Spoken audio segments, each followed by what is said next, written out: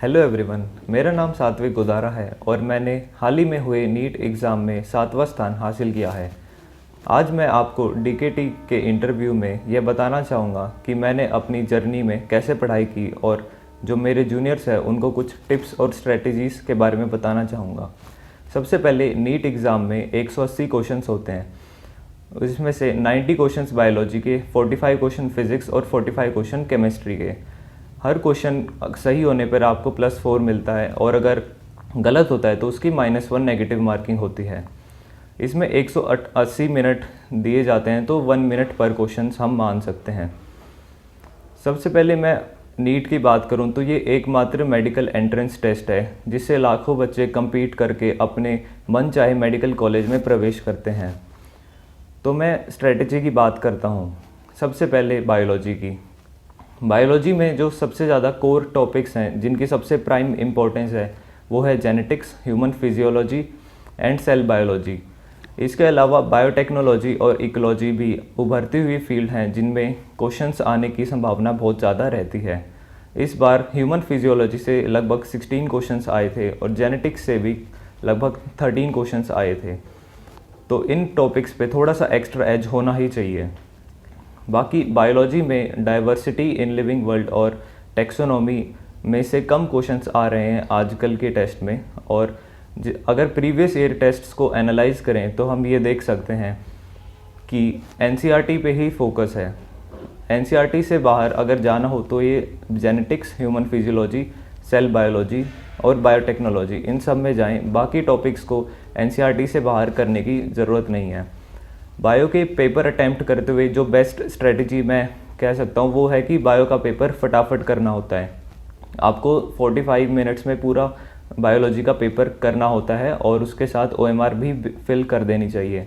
अगर 45 मिनट्स में ही आपका 360 मार्क्स यानी आधा पेपर हो जाए तो उससे आपका कॉन्फिडेंस लेवल एक अलग ही जगह पे होता है।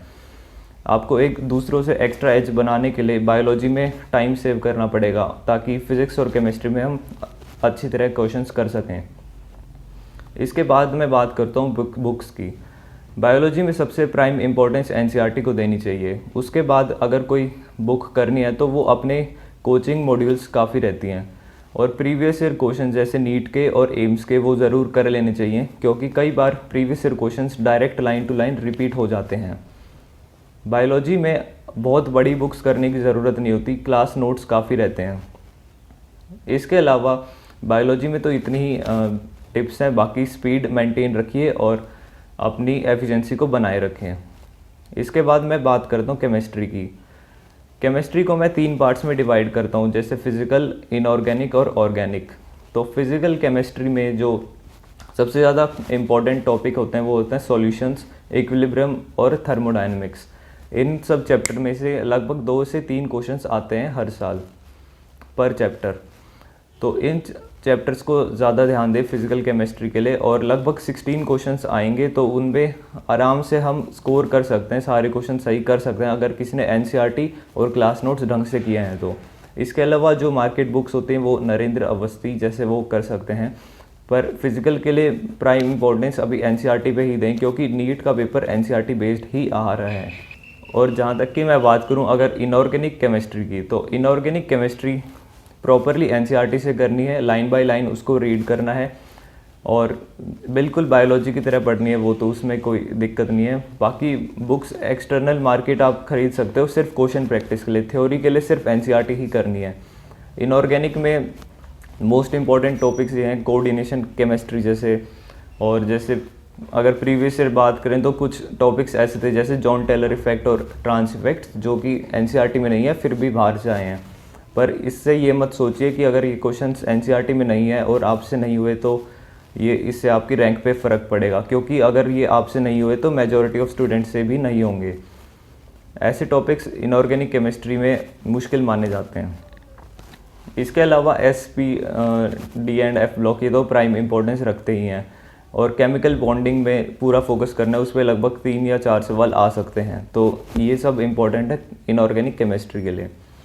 ऑर्गेनिक केमिस्ट्री जो मेरी फेवरेट है, और उसमें तो एनसीईआरटी तो पढ़नी है, उसके साथ काफ़ी एक्स्ट्रा भी करना पड़ता है जो कि आप कोचिंग इंडस्ट्री में आपको पढ़ाया जाएगा। या फिर आपके टीचर्स के जो नोट्स है वो भी सफिशेंट होते हैं। पर कुछ 5-6 साल से तो नीट में ऑर्गेनिक केमिस्ट्री एनसीईआरटी बेस्ड ही आ रही है, कुछ एक थोड़ी बहुत एक्सेप्शंस के सिवाय।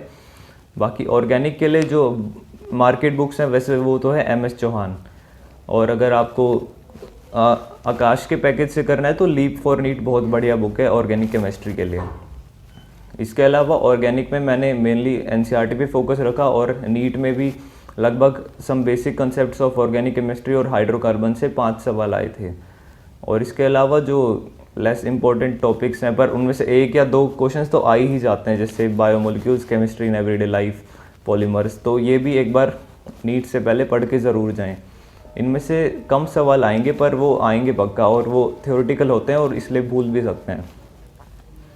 ऑर्गेनिक केमिस्ट्री में तो इतना ही है, बाकी प्रैक्टिस करो और मैकेनिज़्म ध्यान से समझो। हर एनसीईआरटी की हर रिएक्शन का मैकेनिज़्म समझने की कोशिश करें, सिर्फ रटने की ज़रूरत नहीं है। हर जो भी रिएक्शंस है, जैसे एल्डिहाइड एंड कीटोन्स बहुत इंपॉर्टेंट चैप्टर है, उसमें एल्डोल कंडेंसेशन और कनिज़ारो रिएक्शन, ये सब काफ़ी इंपॉर्टेंट है, नीट में इस साल भी क्वेश्चन आया था।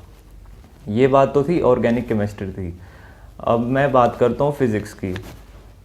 तो फिज़िक्स के लिए प्राइम इम्पोर्टेंस मैं देता हूँ क्लास नोट्स को, उसके बाद एनसीईआरटी, और उसके बाद अगर आपने ढंग से बेसिक्स पढ़ लिए हैं और कॉन्सेप्ट्स क्लियर कर लिए हैं तो उसके बाद आप एचसी वर्मा कर सकते हैं। मैंने तो एचसी वर्मा करी थी और वो ईमानदारी से करी थी, और जब भी मैं करता था तो ऐसा होता था कई बार सवाल हो जाता है, पर वो कुछ ऐसे भी होते हैं जो नहीं होते, पर उसके बाद में ट्राई करके वो हो जाते हैं। तो ये एक ऐसी बुक है जिसको पूरी टीचर से इंटरेक्ट करके करना चाहिए, और काफ़ी अच्छी बुक है एचसी वर्मा, इसलिए मैं हाईली रिकमेंड करता हूँ। बाकी फ़िज़िक्स में जो प्राइम इम्पोर्टेंस टॉपिक्स है वो मैं मानता हूँ प्रॉपर्टीज़ ऑफ बल्क मैटर, जिसमें से 5 क्वेश्चन आ सकते हैं, और इस बार आए भी थे। उसके बाद थे ऑप्टिक्स में से भी लगभग 5 क्वेश्चन आए थे नीट में। इसके बाद है जैसे करंट, इलेक्ट्रिसिटी, ये चैप्टर में से भी अच्छे क्वेश्चंस आए थे नीट में। और फिर चैप्टर्स आते हैं रोटेशनल मोशन जैसे, और एचसी वर्मा से जो इम्पोर्टेंट चैप्टर्स हैं वो जो करने ही हैं वो हैं रोटेशनल मोशन, इलेक्ट्रोमैग्नेटिक इंडक्शन और रे ऑप्टिक्स। ये चैप्टर्स एचसी वर्मा के बेस्ट चैप्टर्स मुझे लगते हैं। इसके अलावा फ़िज़िक्स में यही स्ट्रेटजी है कि आराम से आपके पास 1.5 घंटा बचना चाहिए 3 घंटे में से फ़िज़िक्स सॉल्व करने के लिए, ताकि आप सारे सवाल सही तरीके से कर सको। और अगर पेपर के बाद एंड में थोड़ा टाइम बचता है तो उसमें जो सबसे टफेस्ट सवाल हैं वो करने पे ध्यान दीजिए। पहले अटैम्प्ट में सिर्फ वही करिए जो आसान है। तो ये तो ओवरऑल सब्जेक्ट की स्ट्रेटजीज़ थी। अब पेपर अटैम्प्ट करने में जो मुश्किल आते हैं उसके बारे में बात कर लेते हैं। पेपर अटैम्प्ट करने में सबसे ज़रूरी है टाइम मैनेजमेंट। बायोलॉजी पे आप 40 से 50 मिनट दीजिए OMR फिल करने के साथ, और फिर उसके बाद केमिस्ट्री में 30 मिनट लगाइए। केमिस्ट्री आसान ही आनी है नीट की, जैसे इस बार भी आसान ही आई थी एक्सेप्ट अ फ्यू क्वेश्चंस। और जैसे वो भी पीरियोडिसिटी इन प्रॉपर्टीज़ का था, बहुत अच्छा क्वेश्चन आया था इस बार। तो ऐसा नहीं है कि हम केमिस्ट्री को लाइटली ले सकते हैं। बाकी पेपर सॉल्व करते हुए यही स्ट्रैटेजी रखनी चाहिए कि टाइम मैनेजमेंट हो, और हमें पीयर प्रेशर नहीं सोचना चाहिए कि दूसरे हमसे आगे निकल रहे हैं या नहीं। और अगर आपका कोई ऐसा दोस्त भी है कि जो शो ऑफ करता है हाई बुक्स, तो उससे पीयर प्रेशर में नहीं आना चाहिए। हमें अपना बेसिक कॉन्सेप्ट पे फोकस रखना चाहिए, क्योंकि नीट का पेपर आसान ही आना है। नीट का पेपर आसान है पर कंपटीशन मुश्किल है, तो इस बात पे भी हमें ध्यान रखना चाहिए। और बाकी जो एक्स्ट्रा टिप्स मैं दे सकता हूँ वो है जैसे एंजाइटी किल्स परफॉर्मेंस। तो अगर आप एनेक्सियस हैं और कॉन्फिडेंस नहीं है तो आपने जो पढ़ा है वो भी आप गलत कर देंगे। तो इससे बढ़िया है कि आप पूरी तरह कॉन्फिडेंस से जाइए, और ये बिल्कुल मत सोचिए कि आपको नहीं आता। पेपर होने से पहले सबको ही लगता है कि उसको थोड़ी सी तैयारी में कमी है, पर पेपर देने के बाद वो कॉन्फिडेंस रीगेन हो जाता है। और इस बार या फिर पिछले 5 साल का ट्रेंड आप देखें तो पेपर एनसीईआरटी बेस्ड ही रहा है, और उसी पे फोकस रखिए अपना, ताकि आप नीट 2021 में अच्छा स्कोर कर पाएँ। डीकेटी से जुड़ने के लिए थैंक यू वेरी मच।